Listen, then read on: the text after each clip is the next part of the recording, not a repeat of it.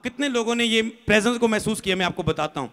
और एक आपको वेद की बात भी देता हूं, ये वेद जरूर लिखा करो कि जब भी आप 1 घंटा प्रेयर, अगर आप बहुत कम प्रेयर करते हो, कम से कम 1 घंटा प्रेयर निकाल लो औखे सौखे होके, चाहे वासियां मार के, चाहे जिद्दा मर्जी, चाहे लेट के, इधर होके उधर होके, कदे घुटने कदे चौंकड़ी करे तुर के, कदे कुछ भी करो, चाहे आप प्रेयर कर रहे इधर उधर घूम के आगे 4 पिंड मासी दे भूआ दे फुफड़ दे सब दे जिन्हों दे पैसे देने दुकान दे कम कुम जी, 1 घंटा बस फाइट करके बैठे रहो, वर्शिप करते जाओ, लड़ी जाओ शरीर दे नाल।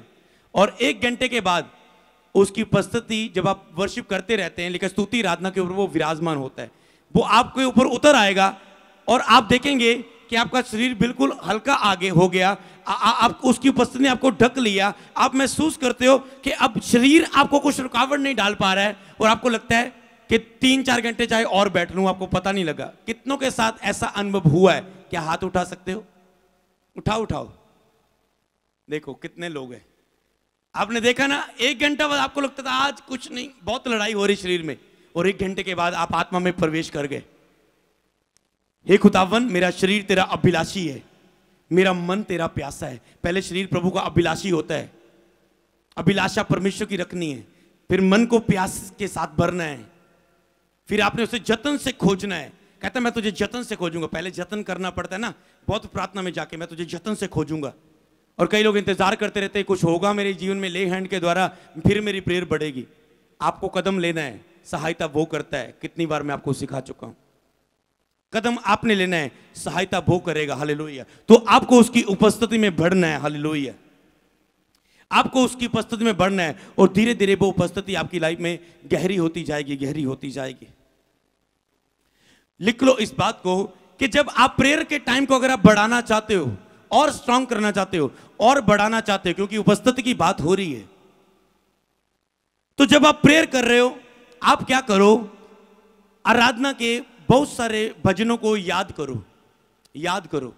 आपको याद होने चाहिए, क्योंकि ज्यादातर आप प्रेयर करते हो, आपको वचन बोलते हो, भजन गाते हो, आराधना करते हो, आपका मुंह थक जाता है, जब आपको कुछ पता नहीं लगता अब मैं क्या बोलूं, 1-2 भजन गाओ। तो अब आप आंखें खोल के अगर देख के भजन गाएंगे, आप कहेंगे मुझे को फील नहीं हो रहा है, भरपूरी नहीं आ रही, मेरा फोकस नहीं लग रहा। क्योंकि कई वक्त आपको लगता है आंखें बंद करेंगे तो हम ध्यान लगेगा परमेश्वर की ओर, मन से होएगी प्रार्थना, नहीं तो इधर उधर ध्यान जाएगा। तो इसीलिए तो आपको भजन याद करने हैं। तो अब किसी भी रीति से भजनों को लिखो, खुद लिख लो, सुन के याद करो, और फिर प्रार्थना में उन कितने आपकी प्रेयर में, मैं जब हमारे पास हजारों, अगर और चर्च हजारों भजन आज तक गा चुकी होगी चर्च में। हालेलुया।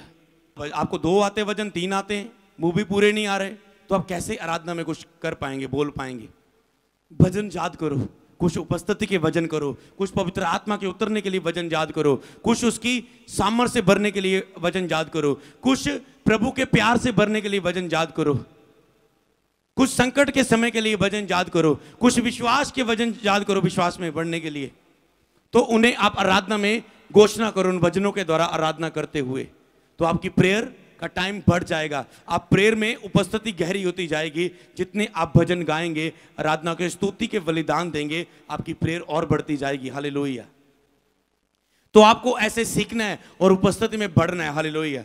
जितने आप भजन गाते जाओगे, उपस्थिति गहरी होती जाएगी और उसकी उपस्थिति आपको घेर लेगी और वो उपस्थिति आपकी लाइफ में चमत्कार करने शुरू कर देगी। हालेलुया। हालेलुया। जोर से तारीफ करो, जोर से।